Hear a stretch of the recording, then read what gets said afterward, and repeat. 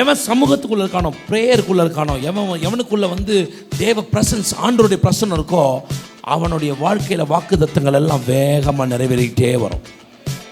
ஏன்னா ஆண்டவர் அசைவாடுவதை அவன் என்ன பண்ணுறான்னா அனுமதிக்கிறான் அவன் வாழ்க்கையில்.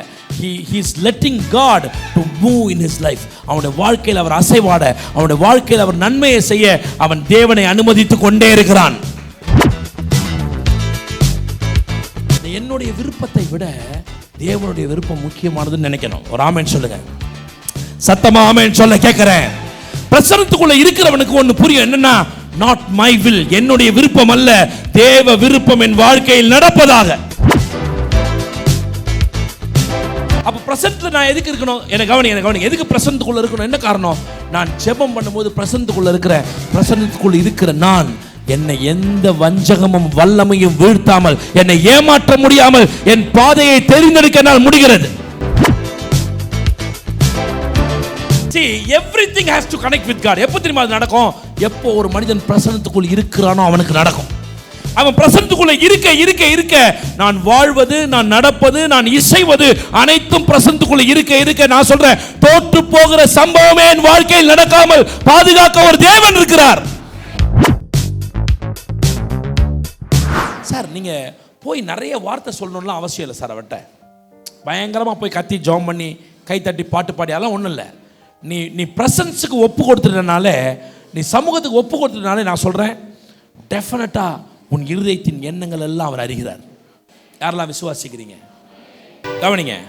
அப்போது பிரேயர் இல்லாத, சமூகம் இல்லாத ஒரு வாழ்க்கை கர்த்தருடைய திட்டங்களை அறிய முடியாத வாழ்க்கை. என்னது? ஆண்டோடைய திட்டங்களை லைஃப்பில் எனக்கு அடுத்த லெவலில் நான் மூவ் பண்ணுறதுக்கு என்ன பண்ணுன்றதை நான் அறியவே முடியாதுன்னு அர்த்தம். I cannot go forward. நிறைய பேருடைய வாழ்க்கை அப்படி தான். முன்னாடி போக வழியே தெரியாமல் நிற்கிறாங்க. முன்னாடி போக என்ன இல்லை, வழியே இல்லை. ஏன் காரணம் என்ன காரணம்னா தேவ சமூகம் உள்ள இல்லை. ஒரு ஆமென் சொல்ல கேட்குறேன். தேவ சமூகத்துக்கு இம்பார்ட்டன்ஸ் கொடுக்கல, முக்கியத்துவம் கொடுக்கல. நான் இப்படி சொல்லட்டுமா? நீங்கள் நினைக்கலாம், இப்படி பைபிள் ஒரு வசனம் இருக்கு பாருங்கள், நான் சிறையில் இருந்தேன், நீங்கள் என்னை பார்க்க வரவில்லை. நான் ஆகாரம் இல்லாமல் இருந்தேன், நீங்கள் எனக்கு ஆகாரம், சொல்லுங்கள் சீக்கிரமாக என் கூட, நான் வஸ்திரம் இல்லாமல் இருந்தேன், நீங்கள் எனக்கு. இவங்க உடனே கேட்குறாங்க, நீங்கள் எப்போ வஸ்திரம் இல்லாமல் இருந்தீங்க, நீங்கள் எப்போ ஆகாரம் இல்லாமல் இருந்தீங்க, நீங்கள் எப்போ ஜெயிலில் இருந்தீங்க, நாங்கள் எப்போ வந்து பார்க்கல, எங்களுக்கு தெரியாதே அப்படின்றாங்க. அதே மாதிரி தான் நான் உங்களுக்கு சொல்கிறேன், நாங்கள் எப்போ சமூகம் இல்லாமல் இருந்தோம் அப்படின்னா, நீ எங்கெல்லாம் இம்பார்ட்டன்ஸ் கர்த்தருக்கு தரலையோ அங்கெல்லாம் சமூகத்தை இழந்துட்டேன்னு அர்த்தம். கையை மேலே தட்டி ஆமேன்னு சொல்லியிருக்க வேணாமா? நீ எங்கெல்லாம் முக்கியத்துவம் கொடுக்கலையோ அங்கெல்லாம் என்ன பண்ணிட்ட? சமூகத்தை இழக்கிறேன்னு அர்த்தம். ஒரு ஆமேன்னு சொல்லுங்க. கவனிங்க. அதாவது எவன் சமூகத்துக்குள்ள இருக்கானோ, ப்ரேயருக்குள்ள இருக்கானோ, எவனுக்குள்ள தேவ பிரசன்ஸ், ஆண்டவருடைய பிரசன்னம் இருக்கோ, அவனுடைய வாழ்க்கையில் வாக்குத்தத்தங்கள் எல்லாம் வேகமாக நிறைவேறிக்கிட்டே வரும். ஏன்னா ஆண்டவர் அசைவாடுவதை அவன் என்ன பண்ணுறான்னா அனுமதிக்கிறான் அவன் வாழ்க்கையில். he is letting God to move in his life. அவனுடைய வாழ்க்கையில் அவர் அசைவாட, அவனுடைய வாழ்க்கையில் அவர் நன்மையை செய்ய அவன் தேவனை அனுமதித்து கொண்டே இருக்கிறான். கவனிங்க. இன்னும் இப்படி சொல்கிறேன் பாருங்க, சுய விருப்பத்துக்கும் தேவ சித்தத்துக்கும் பெரிய வித்தியாசம் இருக்கு. பார்க்க ஒன்று மாதிரியே தெரியும். என்னை கவனிக்கிறியா? இந்த வாலிபர்லாம் கவனி. பார்க்க ஒன்று மாதிரியே தெரியும். எனக்கு ஒன்று பிடிச்சிரும், எனக்கு ஒன்று செய்யணும்னு தோணும். நான் அதை என்ன பண்ணுவேன்? டிசைட் பண்ணி செய்வேன்.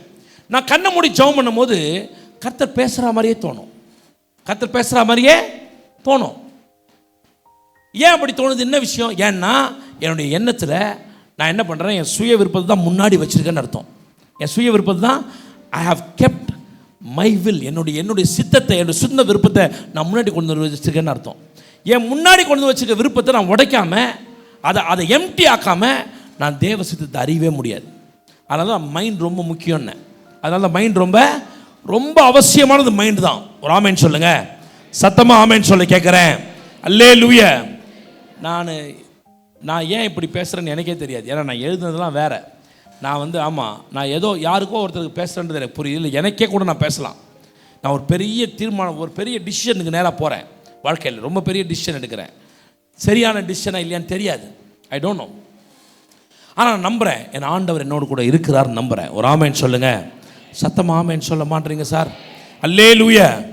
ஆமாம். அப்போது அதையே யோசிக்கிறேன், அதையே சிந்திக்கிறேன். இப்போ இன்னைக்குலேருந்து இப்படி யோசிக்க ஆரம்பிச்சுக்க. இல்லை நான் இந்த சிந்தையெல்லாம் எம்டி பண்ண விரும்புகிறேன். அல்ல ஆமென் சொல்லுங்க. ஏன்னா இந்த சிந்தையை உள்ள வச்சுட்டு ஜெபம் பண்ணா அது தேவ சித்தம் போலவே தோணுது.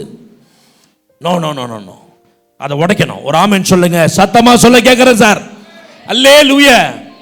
பாருங்க, ஒரு பொண்ணை பார்த்தோன்னே ரொம்ப சிம்பிளாக புரியுற மாதிரி சொல்லட்டுமா? ஆமாம், இப்போ எல்லாம் கண்ணெல்லாம் திறந்துடும் பாருங்க. ஆமாம், ஒரு பொண்ணை பார்த்த உடனே சட்டு நம்ம ஆளுக்கு பிடிச்சிரும். ஆமாம், உடனே ஜெபம் பண்ணிட்டு ஆண்டவர் இந்த பொண்ணை தான் காட்டுறாரு. கத்து, இந்த பொண்ணை தான் உனக்கு தான் பிடிச்சிருச்சே. இப்போ கர்த்தரே முன்னாடி வந்தால் கூட தெரியாது உன் கண்ணுக்கு தெரியாது. ஏன்னா உன் மைண்டில் என்ன இருக்கு? உன் மைண்டில் ஒரு ஸ்ட்ரக்சரை நீ உண்டாக்கிட்ட. உன் மைண்டில் ஒரு ஸ்ட்ரக்சரை நீ உண்டாக்கிட்டன்னா நீ என்ன பண்ண முடியாது? அதை நீ அதை உடைக்கவே முடியாது. அதை உடைக்கவே முடியாது. ரொம்ப கஷ்டம். ஒரு ஆமென் சொல்லுங்க.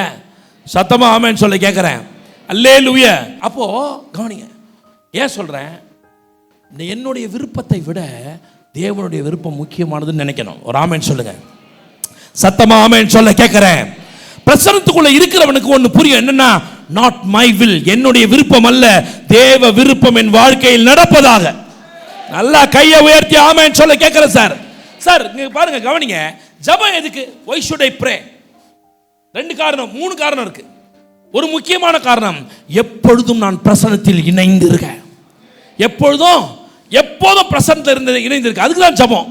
ஆமா, கவனிச்சிங்களா? அப்போ பிரசன்னத்தில் நான் எதுக்கு இருக்கணும்? எனக்கு கவனிங்க. எதுக்கு பிரசன்னத்துக்குள்ள இருக்கணும்? என்ன காரணம்? நான் ஜெபம் பண்ணும்போது பிரசன்னத்துக்குள்ள இருக்கிற நான் என்னை எந்த வஞ்சகமும் வல்லமையும் வீழ்த்தாமல், என்னை ஏமாற்ற முடியாமல் என் பாதையை தெரிந்தெடுக்க என்னால் முடிகிறது. நல்லா கையை உயர்த்தி ஆமென் சொல்ல கேட்குறேன் சார். சார் சும்மா இருக்கும்போது, வீட்டில் சும்மா இருக்கும்போது அப்படியே ஒரு பாட்டை போட்டு அப்படியே ஆராதிங்க. இல்லை பாட்டை போட்டு கேளுங்க. பிரசன்ஸில் இருக்க பழகுங்கன்றேன். ஒரு ஆமென் சொல்லுங்க சார். சினிமாவே பார்த்தா கூட பார்க்கக்கூடாது. That is wrong. ஆனாலும் நான் சொல்கிறேன், ஒரு வேளை ஏதோ ஒன்று பார்க்குறேன், இப்படி ரீல்ஸை தள்ளிட்டே வரோம். திடீர்னு பார்த்தா அன்றைக்கி வந்து சிவாஜி, அவன் பேர் என்னடா, ரஜினிகாந்த், டக்குன்னு துப்பாக்கி எடுத்து சொல்கிறான். ஆமாம், அப்போது எதை வேணாலும் நீ பார்க்கலாம். ஆனால் எதை பார்த்தாலும் உன்னை பைபிளோட கனெக்ட் பண்ணணும். அல்ல ஆமென் சொல்லுங்க. சத்தமாக ஆமென் சொல்ல மாட்டீங்களே. என்ன வேணாலும் நீ பாரு, பிரச்சனை இல்லை. ஆனால் everything has to connect you with, நீ பிரசன்ஸில் இருந்தானா உன்னை கனெக்ட் பண்ணும். பிரசன்ஸ் இருந்தால் என்ன பண்ணும்? உன்னை கனெக்ட் பண்ணும். வாழ்க்கையில் நடக்கிற எல்லா சம்பவமும் உன்னை தேவனோடு இணைக்கும். எத்தனை பேர் புரியுது நான் சொல்றது? எத்தனை பேர் புரியுது? வெளில போறீங்க, டக்குன்னு உங்களை பார்த்து ஒருத்தர் வந்து பஸ்ஸில் போயிட்டு இருக்கீங்க, டக்குன்னு உங்களை பார்த்து வாங்க சார் உட்காருங்க, உங்களுக்கு சேர் கொடுக்குறாருன்னு வச்சுங்க. நீங்கள் உடனே பெரிய ஆள் நம்ம கொடுத்துட்டார் அப்படி இல்லை. என்ன அர்த்தம்? கர்த்தர் நல்லவர், என்னை நின்றுட்டு போக விட மாட்டார். நல்ல ஆமென் சொல்ல கேட்குறேன். அல்லேலூயா, ஆமென். திடீர்னு பஸ் நிற்க வேண்டிய இடத்துல நிற்கல, தூரமாக போய் நின்றுச்சு, என்ன பண்ணுவீங்க? சொல்லுங்க சார். தீமையை நன்மையாய் மாற்றுகிற தேவனுக்கு நடந்து வரணும். நல்ல ஆமென் சொல்லுங்க. See, everything has to connect with God. எப்போ தெரியுமா அது நடக்கும்? எப்போ ஒரு மனிதன் பிரசன்னத்துக்குள் இருக்கிறானோ அவனுக்கு நடக்கும். அவன் பிரசன்னத்துக்குள்ள இருக்க நான் வாழ்வது, நான் நடப்பது, நான் இசைவது அனைத்தும் பிரசன்னத்துக்குள்ள இருக்க நான் சொல்றேன், தோற்று போகிற சம்பவமே என் வாழ்க்கையில் நடக்காமல் பாதுகாக்க ஒரு தேவன் இருக்கிறார். எதுவுமே சொல்றீங்க, எனக்கு நான் அவரை முன்னாடி நிக்க வச்சிருக்கேன், அவர் எனக்கு முன்பாக இருக்கிறார், நான் அசைக்கப்படுவதில்லை என்றவங்க மேல கையை தட்டி ஒரு ஆமென் சொல்லுங்க பார்க்கலாம். கவனிங்க, லிசன், கவனிங்க. நான் இப்படி சொல்றேன், ரொம்ப சிம்பிள். வாழ்க்கையில் வாலிப பிள்ளைங்களாம் இருக்கீங்க, எல்லாரும் செய்ய வேண்டிய ஒன்று, நீ காலையிலையோ சாயந்தரமோ, ஆனால் முக்கியமாக மார்னிங் பெட்டர். 9 மணிக்கு வேலைக்கு போனோம், 9 மணிக்கு காலேஜ் போனோம், 9 மணிக்கு ஸ்கூலுக்கு போனோம் அப்படின்னா 7-8 மணிக்கு எந்திரிச்சு அவசரமாக கிளம்புறதெல்லாம் நிறுத்திட்டு 1 மணி நேரம் முன்னாடி எந்திரி, 1/2 மணி நேரம் தேவ சமூகத்தில் உட்கார். இதை ஒருத்தன் ப்ராக்டிஸ் பண்ணனா நான் சொல்கிறேன், உன் லைஃப் அற்புதமான வாழ்க்கையா. நீ எந்த ஏஜ் குரூப்பாரு, நீ எந்த வயசு உள்ளவனாரு பிரச்சனையே இல்லை. நீ அங்கே போய் ஒன்றும் பெருசாக ஜெபம் பண்ணணும் அவசியமே இல்லை. ஒரே ஒரு பாட்டு வரியை பாடிக்கிட்டே உட்காந்துரு. ஆண்டவர் அப்படியே நினச்சிட்டே உட்காந்துரு. நான் இன்னைக்கு காலைல எந்திரிச்சிட்டேன், ஆண்டவரே இன்னைக்கு வெளியே போகிறேன், என்னுடைய வாழ்க்கை, என் பாதையெல்லாம் நெய்யா பொழியோன்னு சொன்னீரே, என் பாதையெல்லாம் நெய்யா, அந்த பிரசன்னத்திலேயே இருன்ற நான் ஒரு ஆமென் சொல்ல கேட்குறேன். அல்லேலூயா. சார் 7 நாள் 7 days என்ன கவனி 7 நாள் இந்த பயிற்சி செய், 7 days. 8வது நாள் ஒரு பெரிய அற்புதமான மனிதனாய் நீ மாறி இருப்ப. கையை மேலே தட்டி 7 நாள் சார், 7 days சார், என்னன்னா நடக்கட்டும். எவ்வளோ 5 மணிக்கு காலையில் வேலைக்கு கூப்பிட்றாங்களா, கவலைப்படாத, ஒரு 3 மணிக்கே எழுந்திரி. நீ கடவுளுக்காக, அதுக்கப்புறம் உன்னை எவனும் தொந்தரவே பண்ண மாட்டான். ஒரு அற்புதமான மாற்றத்தை தேவன் தருவார். எத்தனை பேர் நம்புறீங்க? நம்புறவங்க நல்லா ஆமேன்னு சொல்ல கேட்குறேங்க. சார், பிரசனம் இல்லாத வாழ்க்கை வெறுமையான வாழ்க்கைன்ற நான். பிரசன்ஸ் இல்லைன்னா அப்படியே திகச்சிருவேன். நீ என்ன பாரு, ஏய் நிமிந்து பார், ஃபீஸ் கட்டுற நாளெலாம் வருது பாரு, அப்படியே கடன்னு மண்டையெல்லாம் பெல் அடிக்கும். இப்போ என்னடா பண்ணுறது, சமாளிக்கிறது, எங்கே போகிறது, யாரை பார்க்கறது, ஐயோ ஆண்டவரே சோத்திரம்.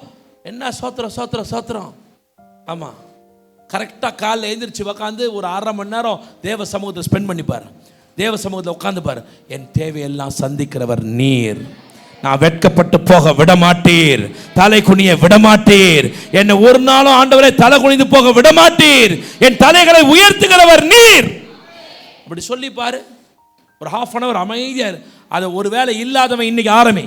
இல்லாதவன் நான் உங்களை பார்த்து சொல்றேன், அந்த பிரசன்னத்துக்குள்ள இல்லாதவர்கள் இன்றைக்கு உன்னுடைய வாழ்க்கையை தொடங்கு. நீ 60 வயசு இருக்கட்டும், உனக்கு பிரச்சனை இல்லை. இன்னைக்கு அதை ஸ்டார்ட் பண்ணிப்பார். நான் சொல்கிறேன், லைஃப் வில் பி பியூட்டிஃபுல். அற்புதமான வாழ்க்கையாக தேவன் அதை மாற்றுவார். எங்கே திரும்பி பார்த்தா குறையே இருக்காது. நீ மேக்கப்பே பண்ண வேண்டாம். டக்கு நட, யாரோ ஒருத்தர் வராங்களே, அந்த இடத்த மறை, இந்த இடத்த மறை, அதெல்லாம் மறைக்கவே வேண்டாம். எல்லா இடமும் எங்கே சுற்றி பார்த்தாலும் அற்புதமாக இருக்க கர்த்தர் செய்வார். நல்லா ஆமென் சொல்ல கேட்குறேன். அல்லேலூயா. பிரசன்னத்துக்குள்ளே இருக்கிறவன் திக்கு முக்காக்கி போடலாம் போட மாட்டான். ஐயோ என்ன செய்வேன், வாழ்க்கைக்கு என்ன செய்வேன், பசங்களுடைய படிப்புக்கு என்ன செய்வேன், இதுக்கு என்ன பண்ணுவேன், கல்யாணத்துக்கு என்ன பண்ணுவேன், ஒன்றும் கவலையே பட வேண்டிய அவசியம் இல்லை. அப்போ கதவு திறந்துக்கிட்டே இருக்கும். என்ன கவனி. அப்படியே படன்னு ஆவரல்ல, படன்னு பட்டாம்பூச்சி மாதிரி. என்ன பண்ணுறதோ கடன்னு ஆகுது இல்லை, எப்படி ஃபீஸ் கட்டுறது, என்ன பண்ணுறது. ஏன்னா பிரசன்னத்திலேயே நீ இல்லை. நீ பிரசன்ஸ்குள்ளேயே இரு. நீ அதையே நம்பு. நீ ஒன்றும் பண்ண வேணாம். ஆண்டவர் இதை தாரோம் அதெல்லாம் ஓரமாக வச்சிரு. அதெல்லாம் ஜபமே இல்லை என்னை பொறுத்த வரைக்கும். என்ன, அதெல்லாம் ஓரமாக வச்சிரு. ஒன்று செய். என்ன செய்யணும் தெரியுமா? கர்த்தாவே, என் தேவையெல்லாம் நீர் சந்திப்பேன். நான் ஒரு பெரிய வேலையை செய்யறதுக்காக திட்டமிடுறேன் சார். ஒரு மிகப்பெரிய வேலையை செய்ய திட்டமிடுறேன். மிகப்பெரிய வேலை செய்யறதுக்கான வேலையை எல்லா வேலையும் செஞ்சுட்டு இருக்கேன். கவனிக்கணும். என்ன பாருங்க, தேவை பெருசா இருக்கா? ரொம்ப பெருசா இருக்கு. என்னுடைய என்ன சொல்றது, என் தகுதிக்கு அது சின்னது தான். என் தகுதிக்கு மீறி நான் சொல்ல விருப்பப்படல. என் தகுதிக்கு உலகமே சின்னது தான். பார்த்தீங்களா, கொஞ்சம் பேர்லாம் ஆமே பார்த்தியா, வைத்தறிச்சலோட பார்க்குற பார்த்தியா, தான் தெரியும் எனக்கு.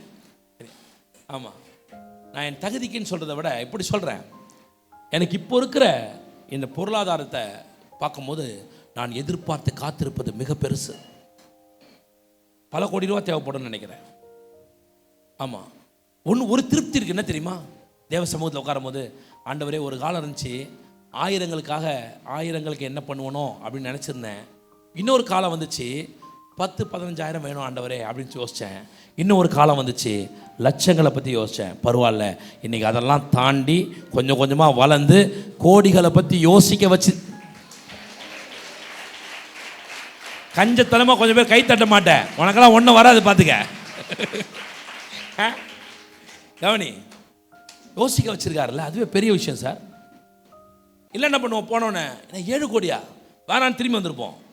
நான் சொல்லிட்டேன், வெயிட் பண்ணுப்பா, யார் வந்தாலும் உங்கள்கிட்ட அக்ரிமெண்ட் போடலாம், என்கிட்ட ஒரு வார்த்தை கேட்டு அக்ரிமெண்ட் போடுன்னு.